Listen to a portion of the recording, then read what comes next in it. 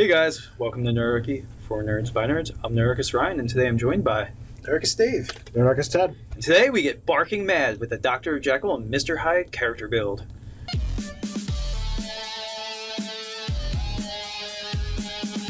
you want to jump down the description below, you can sign up for Nerdurkey the newsletter. It's a great way to get weekly gaming tips, as well as learn how to game with us. So we had this from a Thomas Barker? Tom Barker over on Facebook had asked a question. So essentially he wanted help with the character build that he's working on, but I think instead of doing that, we're going to actually just talk about the Dr. Jekyll, Mr. Hyde builds, and I think we'll get some interesting and helpful tips from that, but we're not going to address it for him specifically. Okay. Sure. So how we would build this. Yeah, and I think there's different ways of going about it. One is, basically any kind of spellcaster you could easily have them, for their enhancers, basically imbibe a potion. Mm-hmm. And I don't think it's really a big deal to describe, just fluff-wise changes that come over them. Mm-hmm. Yeah. But and I think that was what he was kind of going for as well. But unless I've seen it somewhere else. But I was thinking like that there is one class in the game that just screams Dr. Jekyll, Mr. Hyde. I know what you're talking about. I'm probably thinking the exact same thing. Were we going barbarian? We're going barbarian with you take the fucking sage or guild artisan as your background, which gives you the doctor part. And then you, I don't know if you want to, maybe you're skinned as human, but then you're like effectively half orc as the barbarian, maybe. Or you could just be a half orc that's like a little more civilized, except for when he goes ape shit. Well, do you guys remember our friend Fidor?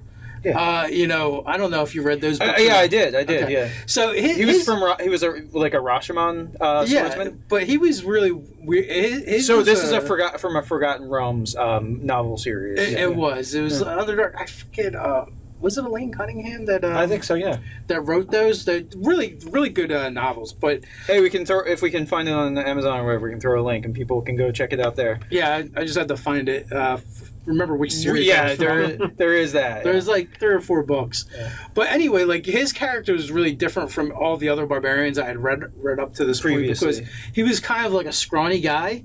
And skinny, but he carried around this sword that everyone's like, you couldn't even lift it. You'll put your eye out, kid. Yeah, it was too big for him. Yeah. But when he actually raged, he physically changed. He grew bigger and larger and more muscular. He would take like a potion that would do it. That was like brewed. No, I think he just raged. Okay.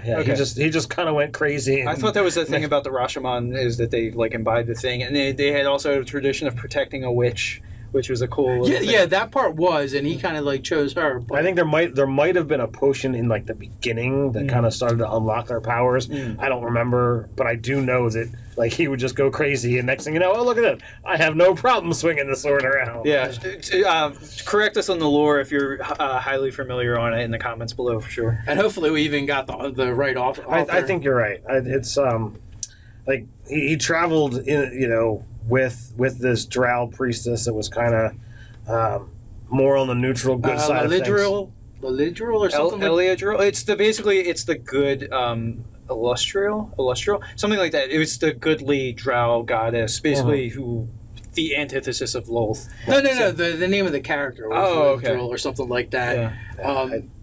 I don't remember. Illustrial? No, that's the goddess. Yeah, and she wasn't really that good either. No, she wasn't as bad. She just wasn't blatantly evil. Is really, which is the best you can hope for with good. I thought she was leaning more neutral good. Yeah, with drow. I mean, my preferred drow. Like they're just not awfully evil. Is really like I love a Jar. She didn't go out of her way to be bad. Jarlaxle is like my favorite drow personally. I'll agree with you on that. But we're not here to talk about drow. We're here to talk about character builds of Dr. Jekyll and Mr. Hyde. So obviously reflavoring the barbarian, and here's the thing too, like depending on how medieval fantasy your game is, how willing you are to get away from things, like especially for some of the totem powers, I could definitely see, after you take the initial, whether it's a potion or maybe they're injectables, where like this guy's like injecting himself with needles in order to get the special totem abilities. I mean, he could be taking drugs, like just whatever drugs are in your world. Like he kind of has like a little collection and supply. And you could, as opposed to I'm representing my totem of the bear and wolf and eagle to, all right, well, I gain the size of the bear, the head of the eagle, the talons of the wolf, and that's what I become when I take, you know, this form, because these are the selections that I've made. Or it's like, all right, well, what if you want the wings so you got the ability to fly? All right, well, now you've got the head of the wolf and the wings of an eagle and the body of a bear. No. Have you ever? We're both giving you funny looks, whether you realize it or not. I mean, because like all the mythos of Dr. Jekyll and Mr. Hyde, he's like a bestial man. Like he's just, think of like Sabretooth. Like you become somebody closer to resembling Sabretooth from Marvel Comics, or a Neanderthal or something like that. Yeah. But the idea is the totem animals don't actually matter at this point. Like, you're a doctor guy, you're probably civilized, you're not really a barbarian. You burst through your clothes when you rage, and like you might take on talons, or you do the Incredible Hulk leap thing for it's more important about what the effect is and what would represent that. And maybe it's not even a physical thing, like as far as after you make the initial transformation, but you're just injecting yourself to become faster or more resilient. I mean, it could be that, like, you know, your skin kind of like takes on a shell or something like that if it's the bear. Yeah, I mean, you could do things where that almost sounds like a more like lycanthropic sort of thing, which you could do too easily. But yeah, we're going with like a more like closer to the tropes of Dr. Jekyll and Mr. Hyde. So it's more like an alchemist or a mad scientist. You know, what you described to me is more like some kind of animalist. Right. You know, it would actually be way closer to the actual. I was just going with the taking on a monstrous form because of the things you took. I just took it too far. Cool. Bad, Ted. We'll flog you for it later. As you always do. As we always do. But so barbarian works really well, but there's other ways to go too. Obviously, the witch hunter has the mutate or mutant order, which completely, that's all they do is drink shit and get their powers. Yeah. So that's absolutely works. That one is a little bit more of like you take on these things on a daily basis. So you're not doing something to make a change at the moment, whereas the barbarian, like, it's now. I go into a rage, this effect happens. Yeah, but your mutagens, they you don't gain those abilities until you take them. Yeah. So you're preparing them. Yeah. So that's another thing. Again, like wizards that are doing any sort of enhancements, which that's pretty much transmuter, right? By and large. Yeah, you've got the ability to essentially enhance abilities, but they're not. 5th edition kind of stepped away from a lot of those let's layer things. Well, yeah. Yeah. So concentration buffing. So there is no more, well, I'm going to do this and this and this and this and this. So you're not going to be able to get the same kind of effects from wizard that you would, you know. Sorcerer, except for you always do it with a drinking buddy. Yeah. So in large, it's like, here's one for me, one for you. Yeah, twin spell. Yeah. There you go. You know, again, too, like, we got to remember, too, like, the idea is we were kind of like reskinning the classes a little bit, so what they actually are isn't really relevant. It's what they can do. You know, so like Order of the Mutant, it doesn't matter like what the lore is or whatever. If your GM is buying into this type of character, your concept, I don't see a problem with changing it. Where, you know, this guy's just always taking these drugs that do different things to him. That works, and you don't have to play with the flavor as this is God. It's suboptimal, but I mean, really, you could also describe a monk, if we were a strength-based monk, to get closer to what the core of like a Mr. Hyde is. That the damage enhancement is the fact that like you kind of like Hulk out, and like that's why you hit so hard. You just hit that hard, and that's why your dice are higher. So it's like a wild, savage sort of fighting style. Or, you know, let's break it down too. Like, because the fast movement too. Dr. Jekyll, Mr. Hyde. What are we really doing? We're creating a character with basically an alter ego concept. So it doesn't really even have to follow that dichotomy. You can change it. You know, what if you maybe by monstrous doesn't mean hulking and brutish, but maybe you're changing into something that's fast and lithe and alien looking, so it could change. And maybe like and if you wanted to do it where like something happens for this to take effect, maybe when you expend Kai points, you're taking drugs, you're drinking something, you're invoking something, whatever. Maybe using Kai points. You're possessed. You could be possessed by something. Yeah, well, that would work as well. So I feel like probably the way the open hand works the best because it's the most versatile.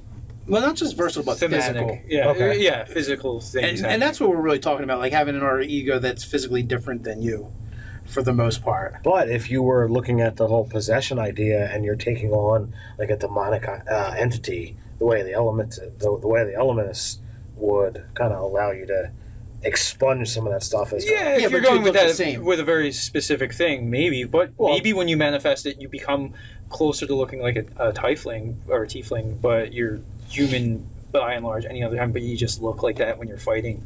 You become a little demonic looking. So it's okay. I'm fine with that idea. Visual changes, I don't feel are they don't cost anything. They don't need they don't.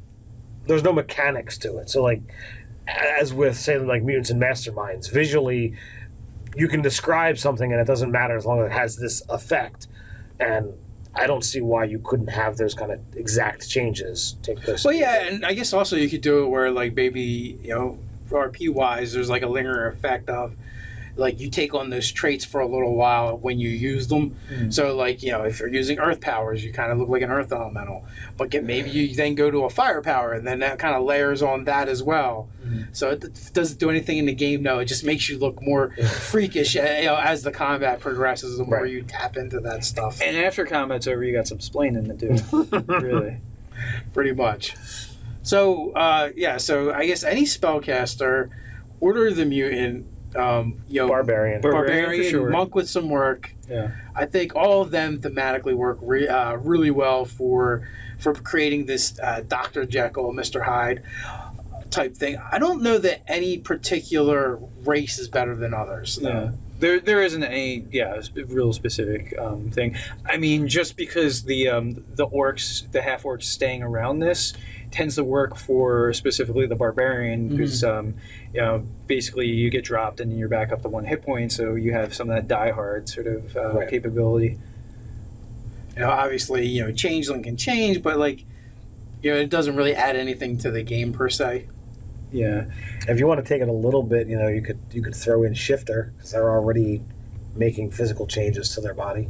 Shifter actually does work really well because they do actually change when they invoke the shift. Yeah. Yeah. So at least if they would have made a version that didn't suck so bad. Yeah. Maybe eventually we're looking at a playtest version, so I really hope they tweak them a little bit stronger. Yeah. So ideally, you would have the tavern brawler feat because of the character being so physical. But when you're a barbarian doing a D4 compared to what you could deal with like a greatsword or a great axe, it loses some of its luster. When you lose so much for RP choices, whereas the monk, because your die is pretty consistent, then you don't even have to worry about tavern brawler. And that's why I actually thought your suggestion of monk was a really good idea. It works. On the back. Like mobility is one that works pretty well. Oh yeah, for sure. Just because it's useful, and like I mean, if you're for RP purposes too, you could kind of explain like that feat being a side effect from from taking the drugs or using these alchemy supplies and stuff like that, and like feats that you have access to all the time. Maybe that is just like a residual effect that's become kind of permanent. Yeah. Because you're kind of burnt out on some stuff, maybe. So So granted, these aren't exactly your standard D&D fantasy game tropes. But if you're willing to break away from them, you can have a little bit of fun with it. Absolutely. So guys, what do you think? Let us know in the comments below. While you're at it, like, share, and subscribe. You can check out Funny Memes over on Facebook, or you can patronize us in a good way over on Patreon. So until next time, stay nerdy.